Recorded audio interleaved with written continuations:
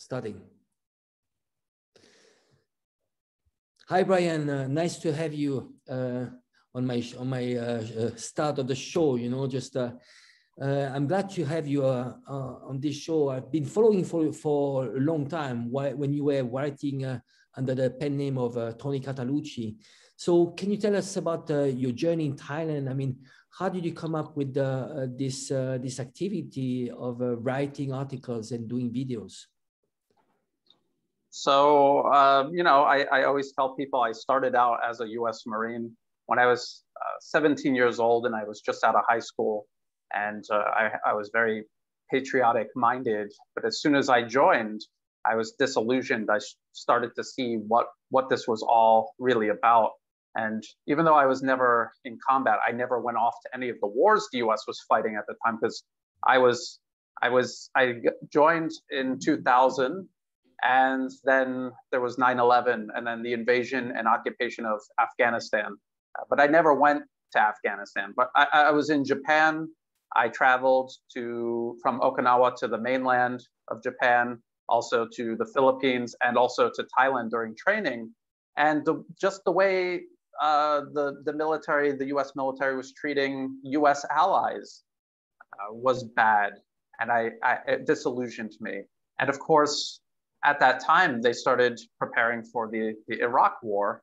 And even people around me in the military could see through that and that there was really no evidence of weapons of mass destruction. This was something the US would go and do. And so everyone was just going to go along with it. And I had senior officers, people that were in charge in the regiment that I belonged to.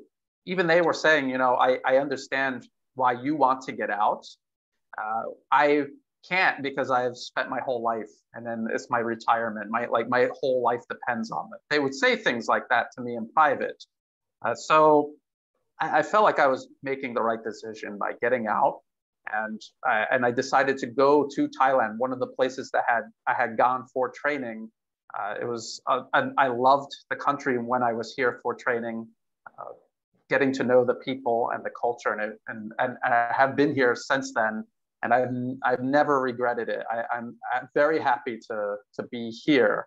And then, of course, I started writing about politics, because what was being said about even the war in Iraq, even though everyone knew they were being lied to, the fact that you would turn the TV on or go to any website and just be constantly lied to about what was going on there, it was frustrating that nobody was speaking up about it. So I just thought I would just start writing. And I was doing a lot of my own research just to understand what was happening. And I felt like, why not put this on a blog and share it with anyone who might be interested?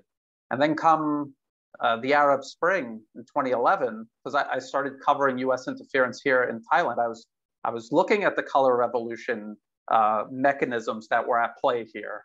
And when the Arab Spring began unfolding, I knew immediately what that was all about. And so I used my knowledge from seeing it firsthand here in Thailand. I used my knowledge to try to raise awareness of this. And now in hindsight, everyone says clearly, oh, that was US engineered, obviously. But at the time, it wasn't so obvious. And a lot of people who agree with me on this now had completely different opinions on it, a different take on it at the time. And so now about Myanmar and all of these things happening now today, we still have people coming out and trying to say, no, I think this time it's for real. And it's not, just follow the money. It's so simple. So yeah, this is what I've been writing about for over 10 years now, following the money and showing people what these are really about. Not popular revolutions. This is organized regime change driven by the US government. I'm very curious. Did you have a specific moment, a trigger that actually made you change your mind? You say, okay, I'm not from Thailand. I'm a foreigner. I mean, why should I speak up and so on? And did you have a specific trigger that moment you say, well, you know what, I need to speak out. Now, this is the time, that's my responsibility.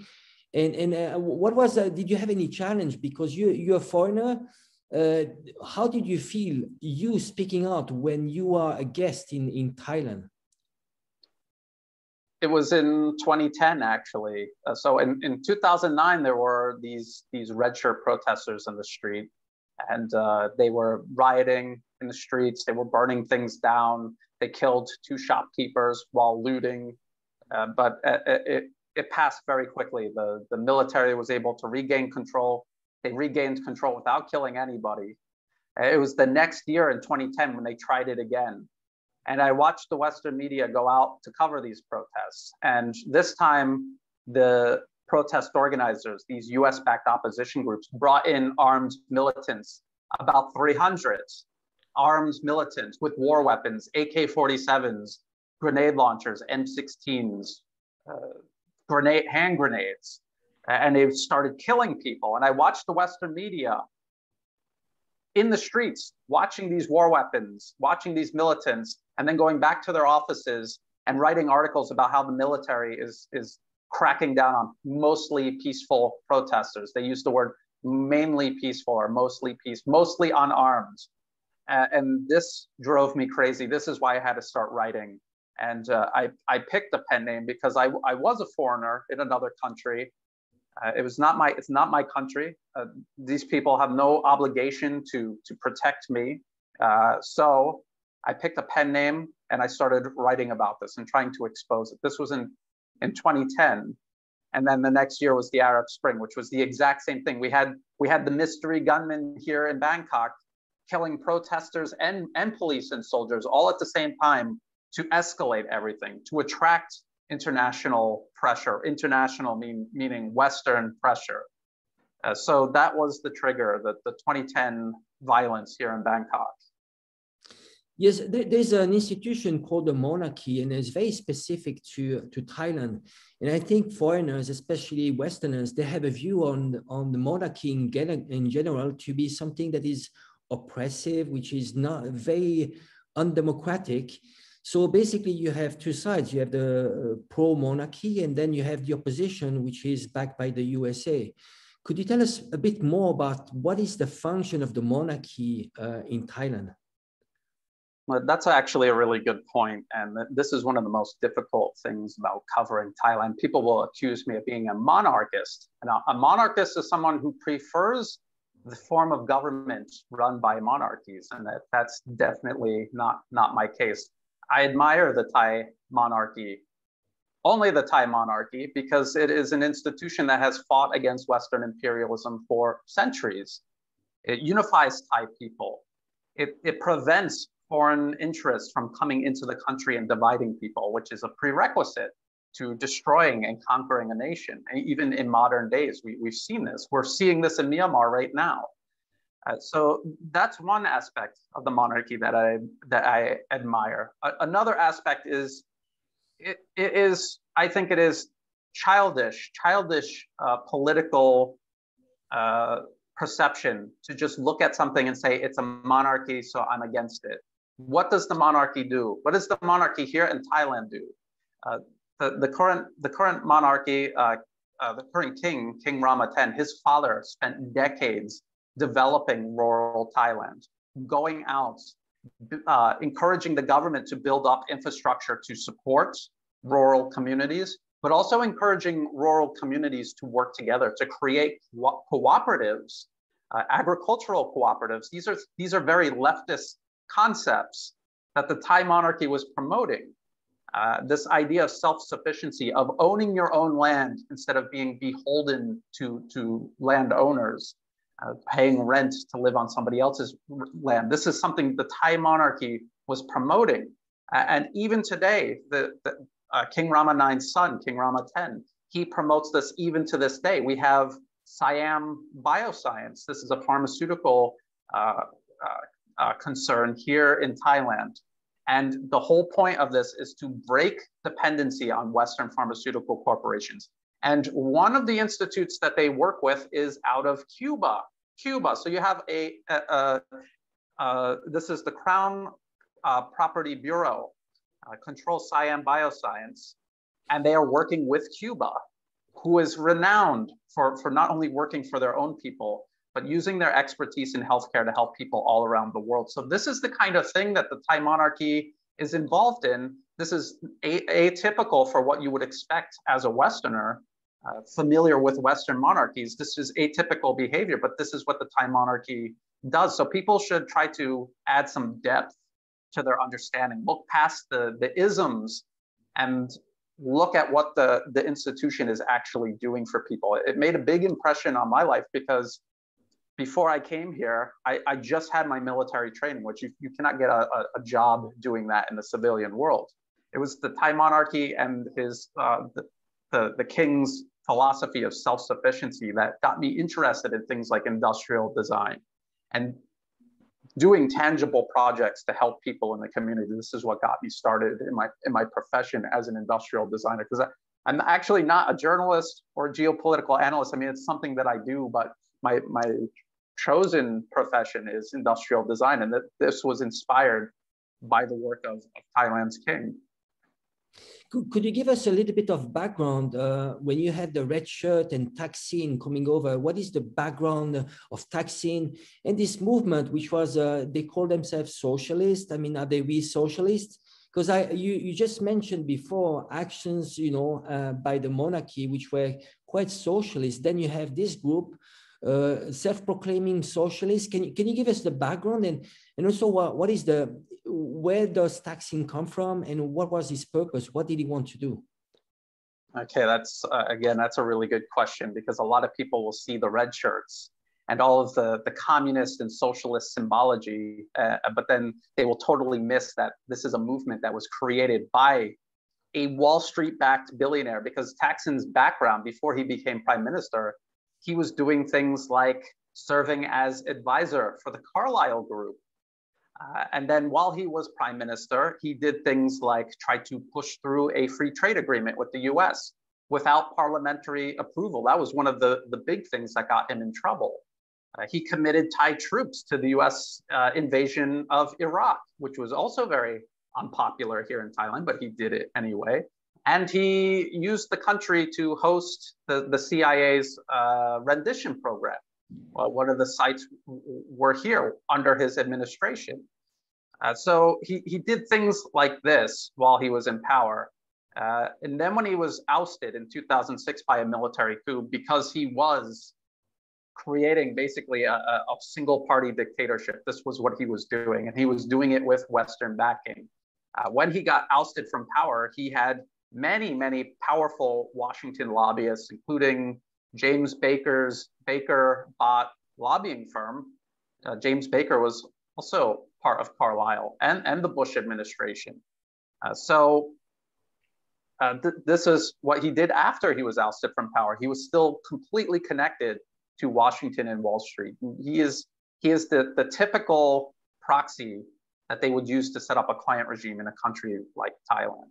And so the notion that the red shirts, because they're wearing red, or that they have communist or socialist slogans, that somehow that means that's very superficial.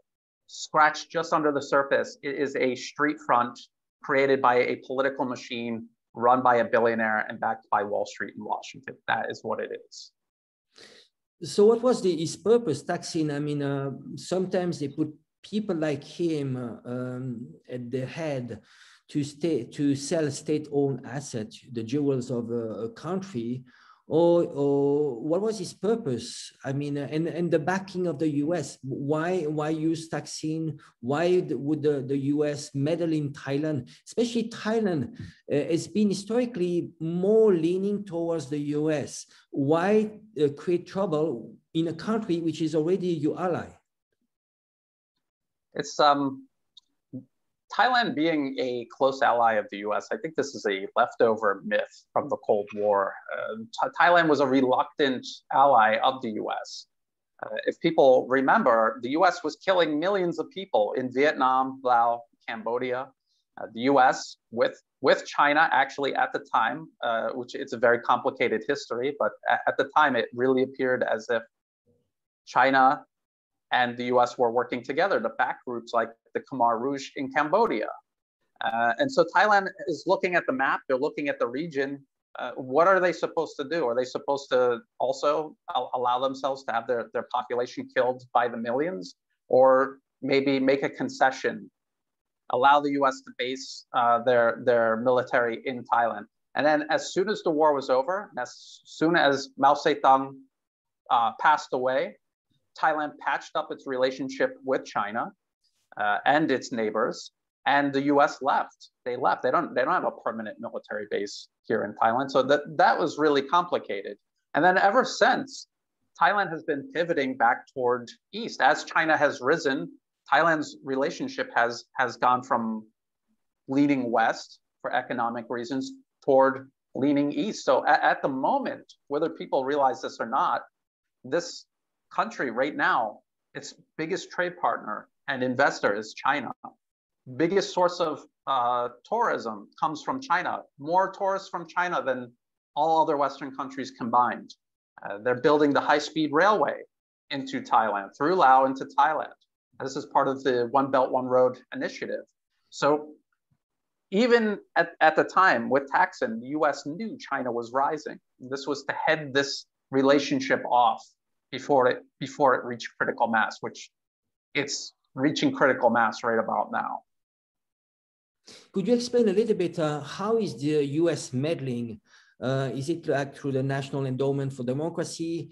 If so, what is the strategy? I mean, how do they work? Can you throw in some information about the Gene Sharp? You know, like maybe some parallels. If you can draw some parallels with the Maidan Revolution and the whole process, how do you create a revolution?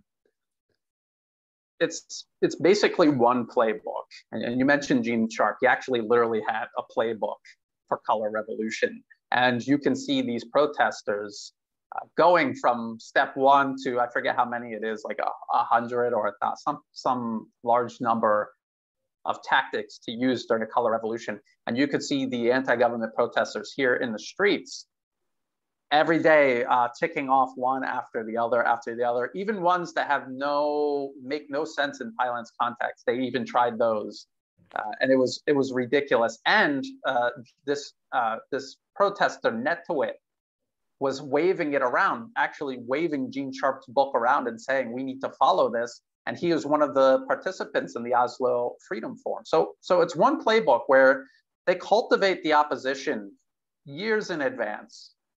They infiltrate education. They infiltrate, legal circles, lawyers. They get into the media. And once they've infiltrated this and they start building up cadres of people who reflect Western interests, this is when they will pull the trigger on one of these protests, because they've got all of the supporting bases in place. So when they have these protests, it's not just people organizing and going out into the streets. You have the media backing them. You have lawyers who are going to get them out of jail or make a big problem for Thailand's government by going to the fake human rights organizations that the US funds all around the world. We had one here called iLaw that was trying to rewrite Thailand's constitution. And if you look at Ukraine in 2013, 2014, or you look back at the Arab Spring in 2011, it was all the same exact groups that were at the front, the public, in the public eye, these political groups. They were lawyers, they were student groups, they were media organizations. And if you dig into their funding and their activities, it's all through the National Endowment for Democracy. Some of them are just literally listed on the NED's website. So I have people, it doesn't matter if it's Thailand or Ukraine or Myanmar, they'll say, that's not true. The US isn't backing them. And then I show them. And then they say, well, the NED isn't part of the government. And then you explain how it was created by the government, funded by the government, overseen by the government. They just say it's a private organization because they're laundering the money through it. And then they backpedal to well, maybe the US just wants to support democracy in all of these places. And then you show them the board of directors and how it's war criminals like Elliot Abrams or Scott Carpenter, these people who have directly participated in crimes against humanity. And then they leave the debate because they have no answer and they don't want to admit that they were wrong. And it's the exact same process in every country. And then for people resisting it, it's the exact same headaches that you have to deal with, the same questions and denial from the same types of people, no matter which country it's in.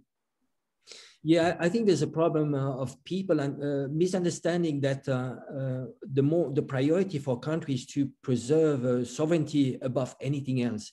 And I think this meddling should never be accepted. I'd like to go back to the last coup you had in Thailand. Could you give us the reason why the military took over? I think it was in 2014. Is it correct? Yes. So at the same time, the Western media was promoting the protests in Ukraine. They were condemning the protests in Thailand. There were protests that led up to that coup here in Thailand. And this all goes back to Thaksin Shinawatra. He was ousted from power. He's a convicted criminal. He's a fugitive who lives overseas. And yet in the 2011 elections, general elections here in Thailand, his party ran basically openly as his proxy, and his sister was his placeholder. She wasn't a politician. She just had the last name Shinawatra, so she ran as candidate for prime minister. Their slogan for the 2011 election was "Thaksin thinks, Pheu Thai does," which Pheu Thai is the name of his political party. And so he was openly running for office as a fugitive hiding overseas. Could you imagine if Donald Trump was a convicted criminal, fled to Russia, and was still running for president, and had his son as his proxy? It would be unthinkable. But yet, this is what the Western media was supporting and claimed was a democratic landslide victory for when Thaksin's sister Yingluck Shinawatra got into power as prime minister in 2011. And then what she did was immediately start trying to change the laws to exonerate her brother, bring him back, and so that he could be prime minister again. It was ridiculous. It was something that if you did as satire, people would say that's ridiculous. You know, satire should be more subtle, but this was something they were really doing. And then on top of that, to buy votes, because they claim that they're very popular. They're not. And what they do is they buy votes. And to buy votes, they proposed this rice subsidy scheme, which was going to give way over market value prices per ton for rice. And what this did was distorted the markets, then crashed the markets. And then other countries that sell rice internationally had this huge advantage because the quality was dropping in Thailand because of corruption. Cronies in the government were importing rice from Cambodia and using inferior rice just to check it in. You know, like, here's a ton of rice. And then they would get their money. So the whole fund collapsed. There were farmers, 1 million farmers who didn't get paid for over 6 months. Do you know anyone, let alone a farmer, who can wait 6 months to get paid for their work? You know, and this was what was going on. So even farmers who had voted for Yingluck Shinawatra and her party ended up in the capital joining the protests. And of course, just as in 2010, there were armed militants who came out, and this time they were attacking the protesters. Almost daily drive-by shootings, grenade attacks. They killed women and children. And then eventually the military intervened, not only to throw out Yingluck, who had no legitimacy even from the beginning, but also to stop the violence. So that's the background there. So back then it was Thaksin and the Red Shirt movement, and recently there's a new movement which is led by Thanathorn. Could you give us the link? What is the link between the two of them, and why in 2019, during the last elections, they didn't ally and have a front against the pro-monarchy, the United Front?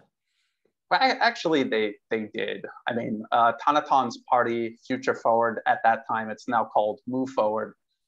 Their political headquarters is literally the next building over from Thaksin Shinawatra's Thai political headquarters. They have joint press conferences in the room. They'll like go downstairs and go over into the other building and do joint press conferences. They immediately, after the election, created a coalition, an opposition coalition, and Pheu Thai, Thaksin's political party, literally nominated Thanathorn as their candidate for prime minister after the 2019 general election. So they were working together. What they were trying to do was spread out their party as much as possible. So they made multiple parties. but it was all ultimately run by Thaksin Shinawatra and his foreign backers. And they had all of these different parties pretending that they were trying to grab different parts of the electorate. But at the end of the day, they were all going to work together because they're all run by the same handful of people. So Thanathon is just a rebranding. These protests are just a rebranding of the red shirts. Some of the protests literally do just have red shirts that show up. We saw all the way back in, I think it was around 2011, between 2011 and 2014, you saw some of these characters around Thanathon bringing in red shirts and trying to, educate them about this like very fake leftist dogma that they were going to try to dress them up as, so they didn't look like just street thugs, that they would look like a student movement. So this was just an exercise in rebranding. And they've tried as hard as possible to make it look like they're not connected, but obviously they are. It's very clear that they are. So what is the geopolitical game of the US?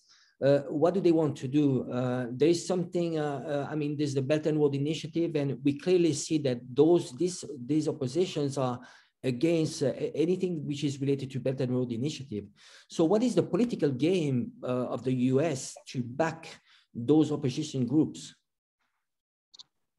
I think a perfect example to explain why is Thanathon himself. Before the 2019 election, he went to the United States to, I don't know, like it's an election in Thailand, but you're going to the US to campaign. Very bizarre. And one of his stops was at this Hyperloop, like this Hyperloop test track or something. I don't even know if it was finished yet or not at the time. And the Hyperloop is a great idea, but it's not a solution to anything. It hasn't moved any real passengers at all, and it won't for many years to come. And then when he returned from the US, he said that the Thai government signing a deal with China to build a high-speed rail was the wrong idea, that they should invest in Hyperloop instead, which is, again, it's childish. It's not something you would expect a grown adult, let alone someone who wants to be prime minister, to say, because, again, the Hyperloop it's a concept. It's not a real infrastructure project yet. It won't even be working in the US for years to come, if ever it comes. So what he was doing was condemning a actual real solution that moves billions of people in China every year, that is proven technology. He's trying to block that project, and the substitute is non-existent. So he's just blocking development. He's not actually proposing a real alternative. And this is what the US wants in every country surrounding China. Someone like Thanathon, who is going to block real development, make these promises, these fantastical promises that will trick kids, because that's his target audience. Kids, a lot of them aren't even old enough to vote, his support base. And that's what they're trying to do in Myanmar. That's what they're doing here in Thailand. They were trying to do that in Cambodia. That got uprooted pretty much completely. They were doing that in Hong Kong, as you know, and as you've pointed out. This preying on young people who don't get how things work, promise them these fantastical things that could never possibly happen. And adults know it can't happen. They have the experience. They know how hard it is to build anything. Building this Hyperloop in Thailand, ridiculous. But this is their strategy, to just surround Thailand or surround China with people like Thanathon from Thailand, or Aung San Suu Kyi in Myanmar, these people who are good at making promises and blocking Chinese development. Could you tell us a little bit about the Crack Canal, this canal that was would be used to bypass the Malacca Strait? What is the status, and why it didn't go through? I've looked into this a lot recently. It's actually very, very interesting, just as an engineering project. It's a very challenging engineering project because it would be going over very difficult terrain, and the levels, the sea levels are different on both sides. And if it were built, it would be huge, because it would allow ships to go from one side to the other much quicker than going around Singapore. Much quicker. It would save days. They've actually already built a highway between two proposed points to kind of make like an overland bridge. So you would unload the ship on one side and then bring stuff to the other side. But they never built the ports, or they haven't built the ports yet. So there's a range of engineering issues, political issues inside Thailand, and of course, geopolitical concerns that have gotten Thailand interested in this, blocked it or delayed it, and then ultimately blocked it. So this is it's something we should all keep an eye on. Always keep an eye on this, but it's not. I don't think that it's just because the U.S. is putting pressure on Thailand not to do it. I think there's a lot. It's a very challenging engineering project, just on its own.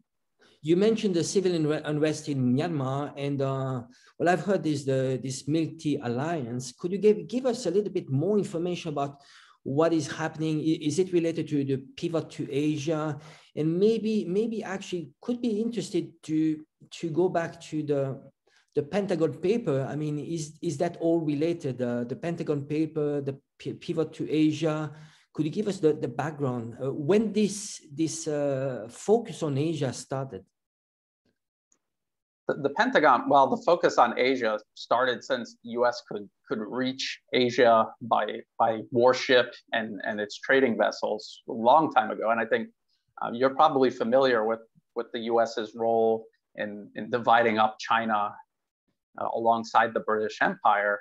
And then after the World Wars, the U.S. and Europe were interested in reasserting their control over Asia, their primacy over Asia. And the word primacy shows up in policy papers decades ago and also policy papers today. This is something the US is obsessed with.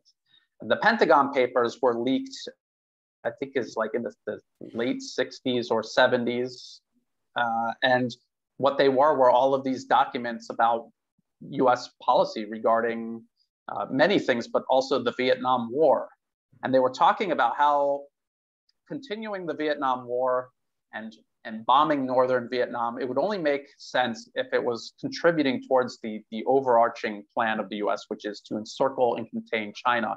And they mentioned that there are these different fronts that they're trying to encircle China through. And of course, East Asia, Japan, South Korea, Southeast Asia, all of Southeast Asia, including their ongoing war in Vietnam, and also India and Pakistan. And we can see from then, decades later, this is something the US is still doing. They're in Afghanistan right now, which shares a small section of border with China. And this is where all the extremists and weapons and everything are getting into Xinjiang through, one of the avenues. They're involved in Southeast Asia. So you asked about the Milk Tea Alliance.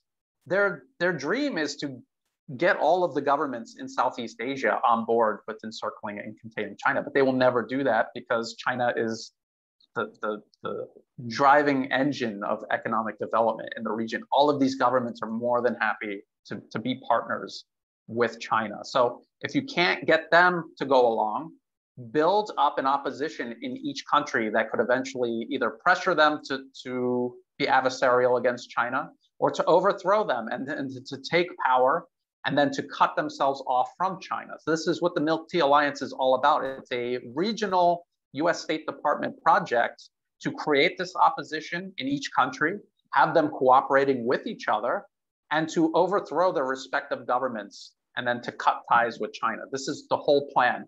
And if you look at the Milk Tea Alliance, the only thing that they really have in common is they're backed by the US government and they all profess hatred of China, irrational hatred, all based on lies that the US has been telling for decades. Yes, I think it's very interesting to see already back in 1972, you had Nixon meeting with Mao Zedong.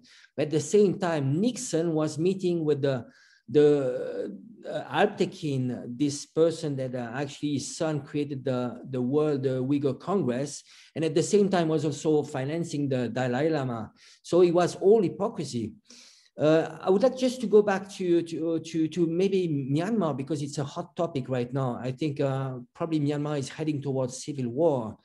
And this personality, Aung San Suu Kyi, could you give us more information about what is her background, how she came into power, and what is the relationship between that she has with both with the US and China?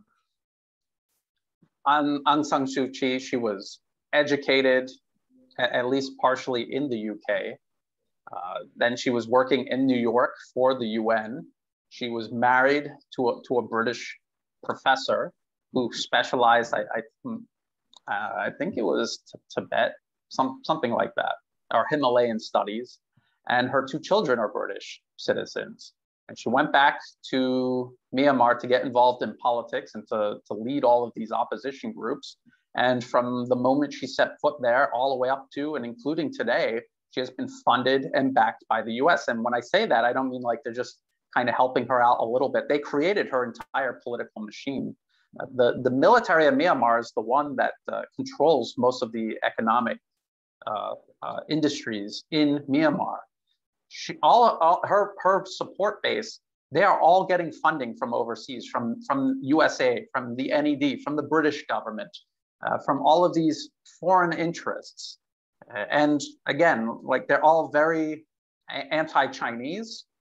They're very pro-West. A lot of them have studied in the West, or they have studied in programs funded by the West here in the region.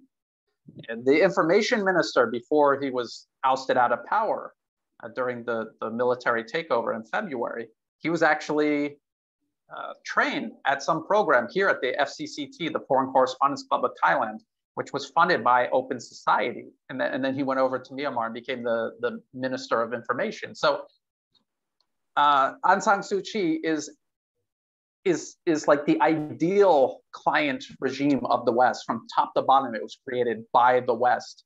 And actually you sent me the information about Sean, what is his name? Yes, and he's part of some Myanmar Development Institute, which gets funding from USAID, and he is Aung San Suu Kyi's financial advisor. He's just this white guy running around Myanmar advising a supposed leader of the government. So it couldn't be more like the Myanmar under the British Empire, unless you had just British viceroys running around. And it's sad. And when she was, that brief moment where she was in power, sure, she was doing business with China. If you look at Myanmar's economy, they do almost all of their business with China. And then number 2 is Thailand. And then number 3 is Singapore. So they don't actually have economic activity with the West. So in order to keep the country functioning, to keep people in jobs, she has to sign deals with China. She has to keep things going. I think eventually her plan was to incrementally start selling things off to the West and to bring the West in. That's one theory. Another theory is that the West didn't really care about Aung San Suu Kyi running a functioning country. I think maybe ultimately they wanted to just destroy the country, leave Aung San Suu Kyi with a smoldering pile of cinders, just to place this dead weight around the neck of China and the rest of Asia, because the US sees China as the biggest threat, but also Asia as a whole is rising and will bypass the US, will pursue their own interests on the world stage independently of the US. This is something the US has openly stated is unacceptable. They will not allow. So that could be another reason why. Yes, there's a project, a dam project that was stopped a decade ago. Can you give us a bit, what did she do? I mean, was she part of this blockade of this project? And who was, I heard about some NGOs, more like green NGOs. What was behind this? There's the Nisson Dam, and this was proposed by China in cooperation with the Myanmar government, which at the time was run by the military. And it was Aung San Suu Kyi, it was her political party, it was her supporters, it were these monks. They're supposedly monks, but they're always out beating people with steel rods and chopping people up with machetes. And they would go out, they would attack construction sites, they would block roads. And you said NGOs. Well, these are these fronts funded by the NED. You could go to the NED website right now and you can see these human rights and environmental fronts. And that's what they do. They're blocking development and they're using human rights and environmentalism as a pretext. What they're really doing is just blocking development. They claim, oh, if you block the river, if you build this dam, these people won't be able to fish. They're fishing things to extinction. They need development. They need to develop a modern economy. Stop fishing species to extinction and chopping down the forest. They need to build up a real economy. They need electricity. This is what the dam would have been a part of. And the US is funding these NGOs specifically to stop development. And something else development often does in a country is help unify it. Ever since Myanmar gained independence from the British Empire, they have been fractured and divided. The US and the British government specifically pour money into these ethnic groups, which include these fake environmental and human rights NGOs, specifically to keep those ethnic fault lines in place and to keep the animosity going, to keep the country divided. If you were building highways, railways, dams, infrastructure for people, building up economic prosperity, these people would end up putting those things aside, uniting as one country, and they would be able to work together for their collective interests. How does a tribe in Myanmar benefit from independence from the central government? How does that make Myanmar stronger or that tribe stronger when dealing with other countries, whether it's China or the US? Where is their leverage? So it's obvious, like divide and conquer. This is very basic. And this is what the US and the British have been doing. And before that, the British Empire was doing in Myanmar. And it's just it's a continuation. It's a modern update of that. These NGOs are modern updates of like what the missionaries used to do coming over from Western Europe. The latest news tell us that they're starting to work together, those ethnic armed groups working with the opposition. So there's a clear sign that maybe a risk of balkanization of Myanmar, right? Yes, well, it's just going to be an acceleration of what the US has been supporting all along. So these ethnic groups, a lot of times they're fighting with each other as well, and they're also fighting internally. So this is exactly what we saw in Libya, where the US stitched together this artificial coalition, was flooding the region with weapons and money and clandestine support. And once they overthrew the Libyan government, they just went right back to killing each other. Plus, now they have got all these new weapons to do it with. And then that chaos spread out across the entirety of North Africa, and then also into the Middle East. And so they're maneuvering everything into place to do the exact same thing in Southeast Asia. Right now, in Myanmar, there's already people coming over the border into Thailand. This has happened in the past, but it's incredibly dangerous now because we see protesters screaming for R2P, responsibility to protect, for the UN, for the US to come and liberate them. And we all know what that means. And surely they know what it means. So you have to really ask yourself, like, why are they asking for that if they know it's going to turn Myanmar into another Syria, Libya, Iraq, Afghanistan, Ukraine? Why would they be asking? Why would they be asking for this? It's unbelievable. It's happened so many times in the last 2 decades, and there seems to be no collective memory of this amongst these so-called protesters, these opposition groups. It's very selfish what they're doing and destructive. Just going back to the coup, the military, they call this a constitutional coup, and they are, according to the constitution, they're supposed to go back to new elections. Back then they said it was due to rigged elections, and Aung San Suu Kyi, she didn't want to do an audit of the elections. Could you give us a little bit the background why there was a coup? I mean, besides this, was there a problem of protecting sovereignty from the military? Absolutely, because a flawed election is a huge understatement, and a rigged election, a huge understatement. And they're saying, where is the evidence that the election was rigged? Go to the National Endowment for Democracy's website. look up Myanmar under Burma, which they're still calling it Burma, the British imperial nomenclature for Myanmar, and look at all of those programs the US government is funding, interfering in Myanmar's internal political affairs. Democracy is a process of self-determination.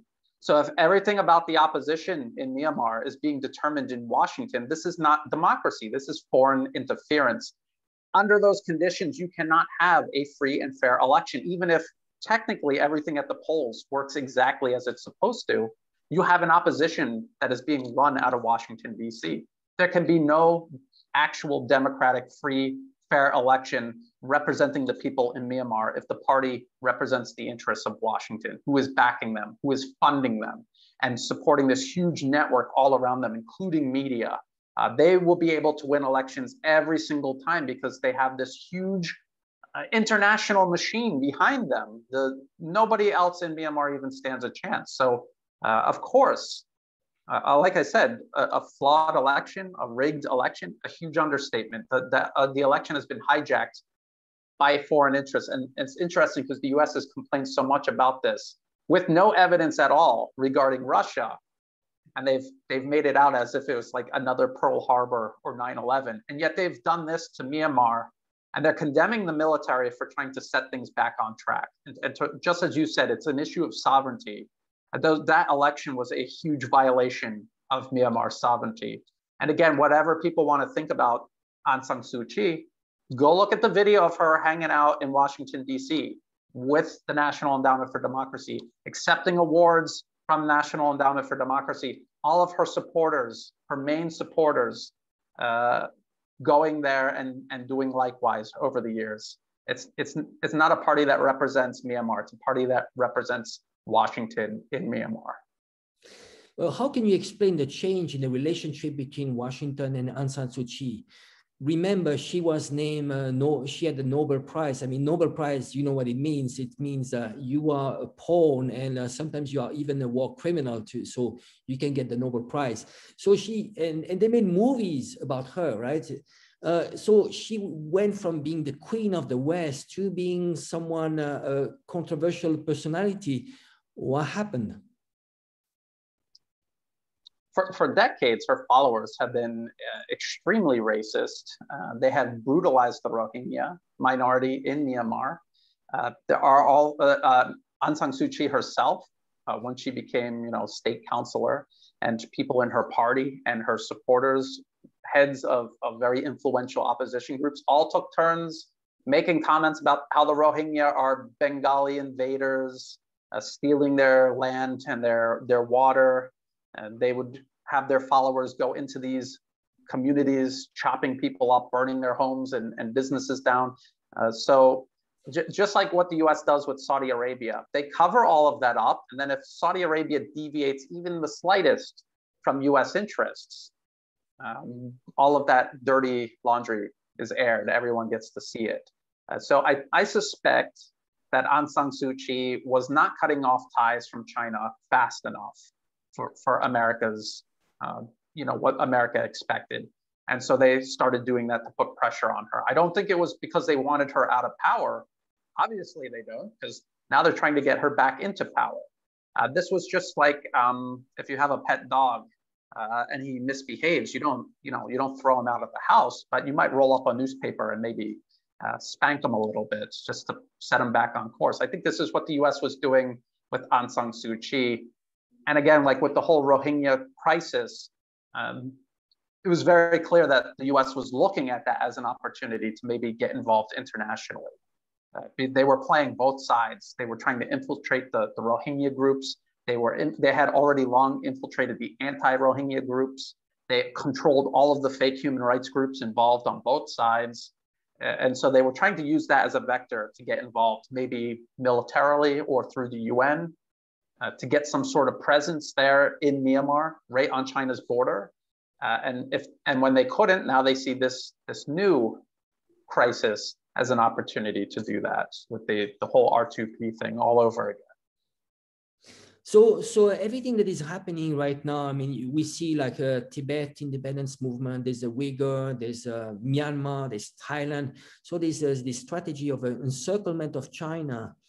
where do you see this going? We still saw there's a last bill, which is $300 million, which is going to be invested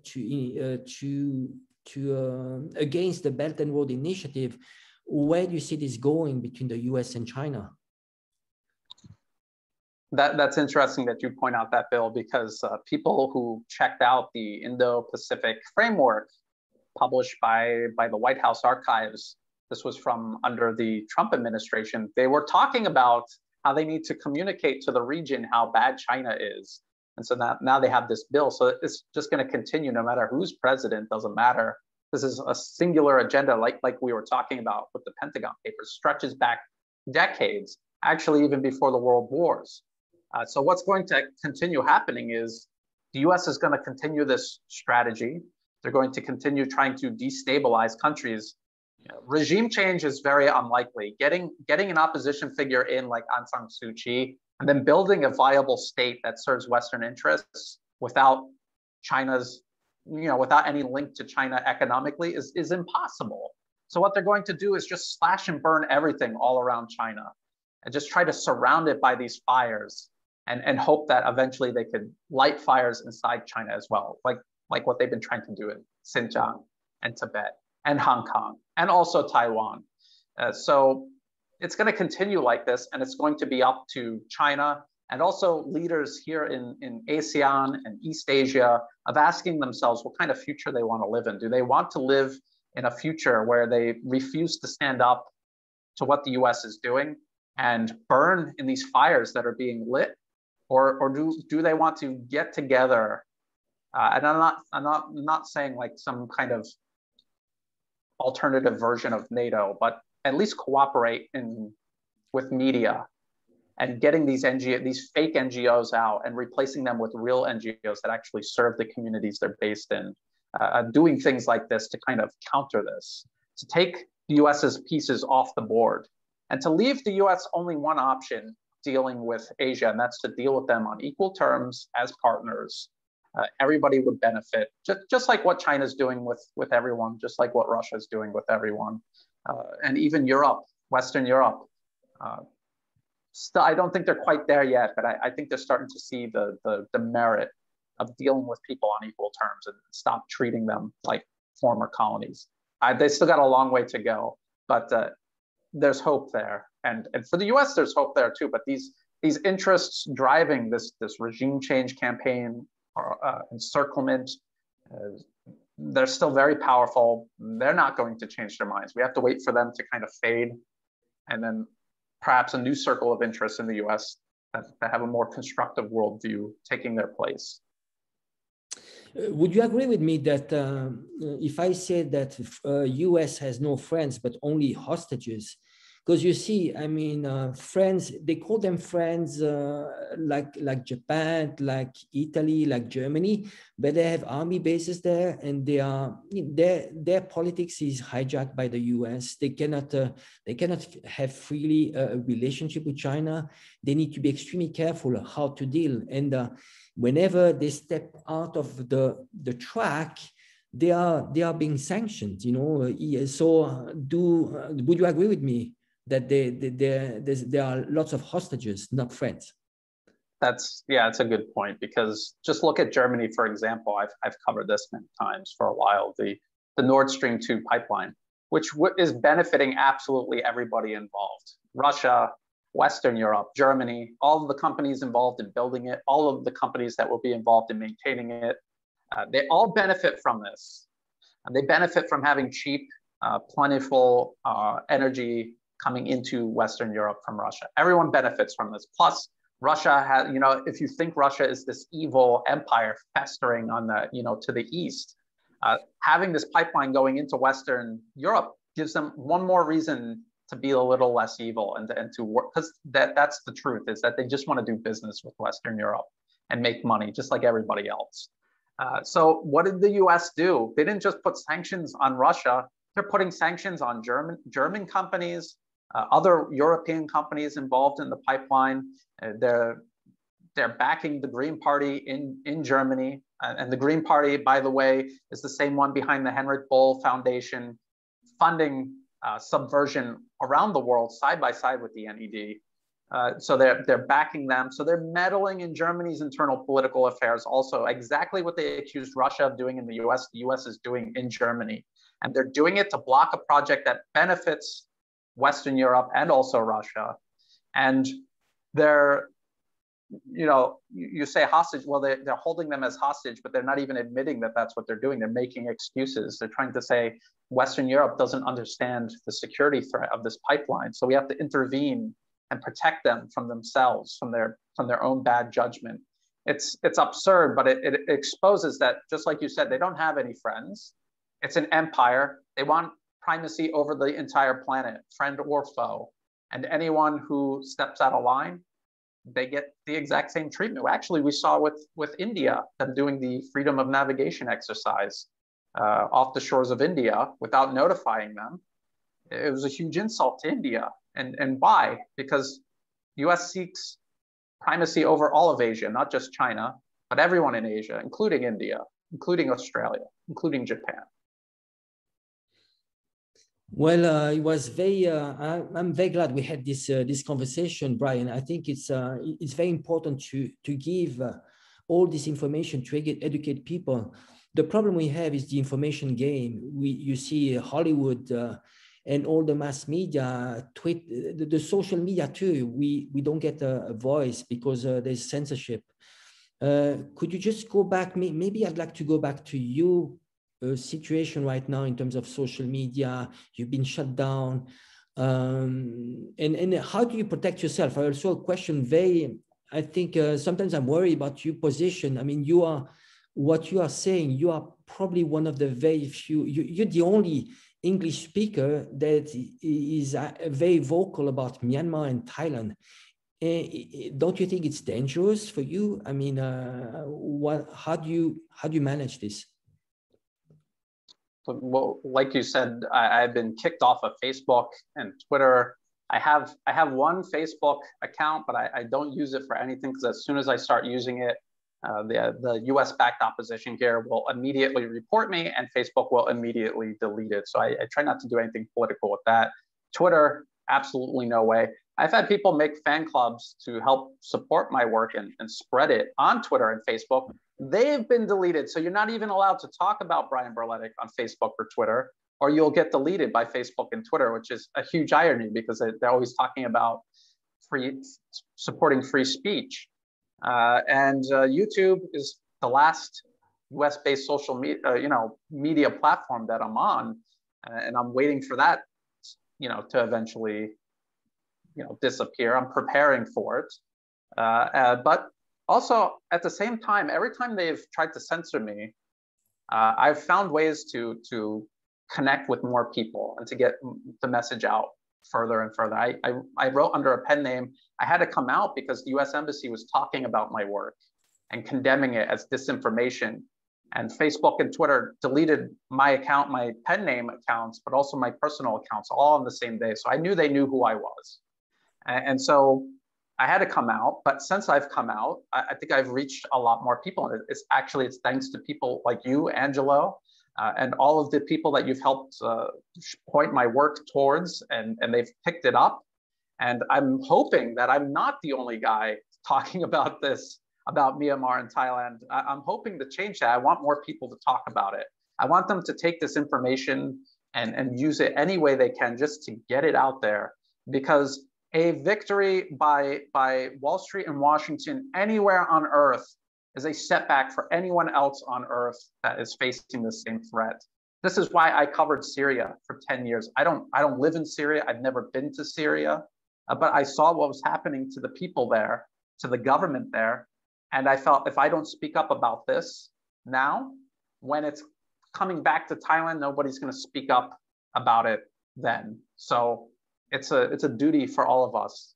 When we see this happening, we need to get the word out. We need to break up those narratives that the Western media is telling, trying to make these basically just traitors and dupes into heroes and using them to burn entire countries to the ground.